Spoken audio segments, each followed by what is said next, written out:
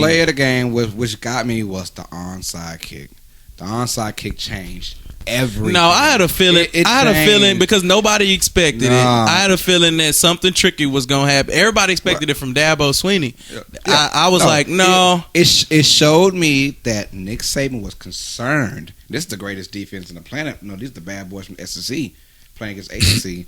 And he was concerned for his defense. I'm looking at these notes. The defense wasn't too great last night. So he did a onside kick because he was scared to bring his defense back on the field. That was the play of the game. But see, to me, I think Dabo was playing too conservatively. Well, if you ask me, on the onside kick, I mean, at the same time, no one is thinking the big bad SEC is going to try this trick play. It was just smart on Nick Saban's part. I mean, I give him all the credit in the world. They practically was begging him to do that with the coverage that they had out exactly. there. Yeah, the way it went out, they was noticing something in the film, and when they went into halftime, they was like, if they come out looking that tight again, just go ahead and kick big hole. That's what that play was all about. He probably said it, but he wasn't about that life until he realized my defense is getting eaten up. The only risk they really had with that play was kicking it out of bounds, because you get it at in the pros you get it at the 40, but I think in college you get it at the 35. It's called illegal procedure.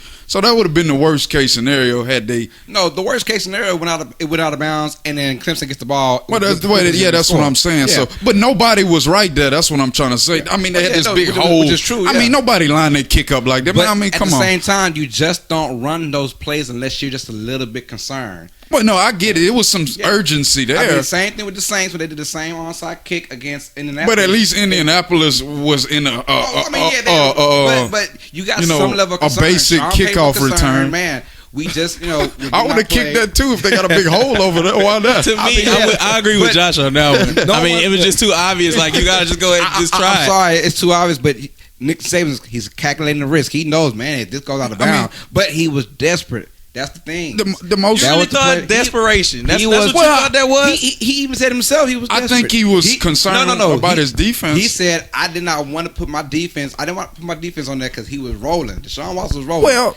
now of course they seen the blown coverage, but even in the regular NFL game or whatever game you play in, you might see that coverage, but you still won't take the risk unless you're sweating.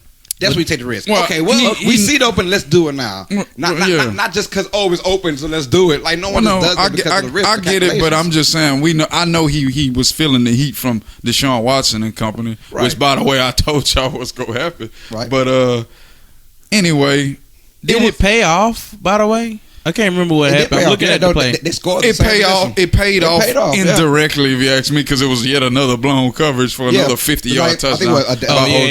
They kicked the field goal, did an onside kick, and then got the ball back and touchdown. And then Clemson gave him a touchdown. Exactly. So I'm saying, like, that was the play of the game. That's it. It told you everything you want to know. That play told you everything you want to know about the game. So what stood out to you the most? I mean, what stood out to me again? I knew Deshaun Watson was good, and when I look at his stats, some of it was to me inflated at the end on that last drive. Okay, a couple of drives before that. It's a little inflated. I mean, he was playing desperation ball a little bit at the end. I feel what you're saying. You know, I feel what you're saying.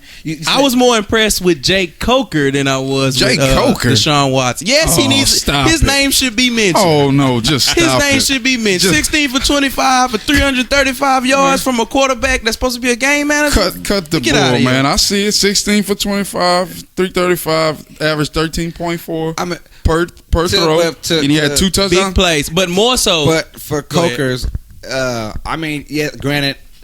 He made the right reads, but I mean, you're talking blown coverage at the same time on 2 possessions. That's not his fault. Three. It's not about 2 or 3. I'm thinking 2 right now from both from Howard. It's probably another one, but it takes a quarterback to see it. It takes a quarterback to make the read. It takes a quarterback to get the ball there. Yeah, you're right. I mean, but at the same time, man, cut that out, man. What about that rush he did to seal the game towards the end when he ran that? That was a savvy play. I mean, that probably was the best play that he did all night. More than the passes, because I think anyone in Division I football quarterback would have made those same plays if he was wide open. I mean, man. No, when he bootleg and the man that's been tormenting him all game is in his face, and he had to make him. You started talking about that 3rd and 3 was big.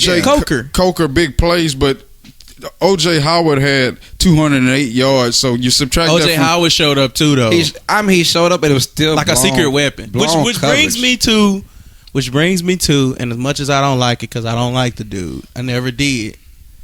But Lane Kiffin, I think just got himself either a raise or a head coaching job somewhere. Stop it. Off of one game. I agree with he just that. did. I agree with that. The calls. He the one that called those plays. He had to go look at the film and notice that their coverage and the stuff that they doing. He called it, but Clemson. He's a good play caller. I gave it Coker had 300 some yards, but like I said, almost 200 yards off the run after the catch off of blown coverage. So I can't give Coker. I give him props at 33. That 33 was big because being up by But you realize they called the same couple of plays like this. Yeah, 2-3 times. Yeah, but if they keep blowing coverage, that means they're seeing something. The coordinator is seeing something, and he's calling the plays. Well, it's blown coverage. I'm saying anyone in Division I football should make that throw. Clemson had Alabama jammed up a lot in this game, and that's with Derrick Henry on the team. I noticed neither one of y'all mentioned him either, so I'm gonna talk about him a little bit. I got my stats right here. He got the ball 36 times. He got 158 yards. That's pretty good. 3 touchdowns. He had the big 50-yarder. I'll give him credit after that. But after that, what did he really do? I think he averaged about 3 yards a carry. He got him a couple of first downs when they needed it. But he scored a couple of touchdowns in the goal line. But we know for the most part, I was saying Clemson defense, all I had to do was contain him. So I know he got 158 yards.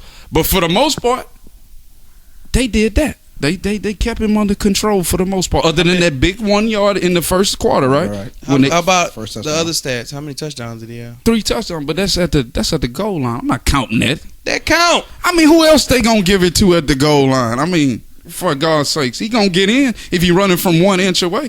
By God, man, I can get in. I can get in from that far, and he probably 3 times bigger than me. So that's his job. I know, but I'm just saying. But I said, one of the game plan was in. Everybody thought Derrick Henry was just going to, run all over this little soft ACC defense. But that wasn't the case. Other than, like I say, he busted the big one up in the first quarter, 50 yards untouched. Other than that, I felt it was business as usual. They pretty much they held him in check. That was him all season. They held him in check. So I'm just saying. But however, since we talking about the Clemson defense, by God, you can't tell me how a 6'6" guy becomes invisible in your secondary. A 6'6" guy, not a 5'10" guy, not a 5'4" guy. We're not talking about Muggsy Bogues sneaking behind 7-foot tree offensive lineman. We got a guy that's 6'6", running straight seam routes, and nobody even holding his. Hold his jersey. Do something. Show some resistance. Let me ask you a question. Were those plays? Play action plays? Because I don't remember. I don't remember. One wasn't. One was. I remember the one. One wasn't. It was straight shotgun. It wasn't no. It was straight shotgun. He backed up, took about 4 or 5 steps, then zinged it down the field. Because I was wondering if maybe Derrick Henry could have been a decoy. I know. One was straight. Maybe they was paying attention to the backfield with Derrick Henry. Listen, decoy or not.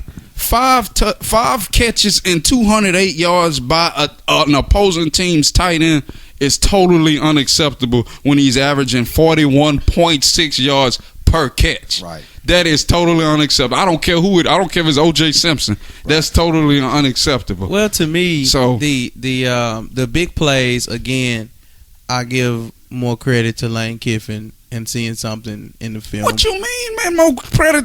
Man, he could have dialed up anything. I mean, if the guy's 50 yards open, obviously they saw something in the defense. I'm telling you, they must have seen. It wasn't just a lucky. Dirk, I respect your opinion, and that's one way to look at it. But come on, man, ain't nobody get that. Why are you playing defense if you letting people get that? They might as well should have just went 11-0. And I feel never on that one. I would feel better about your argument if you talked about that catch that Howard made in the flat and then ran for 50 yards around everybody down the sideline. That would be bad defense. That's part of the 5 catches, though, Dirk. That's part of the 5 catches. But I'm talking about the other 2 more specifically. That one did lead to a touchdown. To me, that was great. But these 2 were direct touchdowns by O.J. Howard. Play calling. So, no, you're not. Yeah, you can't sell that to me, man. No, man. Calling. Anybody who played a little bit of defense, probably guys high school, college level, and NFL level probably was like, man, you making us look like there shouldn't even be no defense out there. I get what you're saying. It's a play call, but no one calls plays knowing that 100% that guy's gonna be wide open. Like, no, he was probably because it wasn't no misdirection or nothing. It was just a drop back, wide open. It's 2 times you're that wide open. It was some blown coverage. It's blown coverage, whether you say it or not.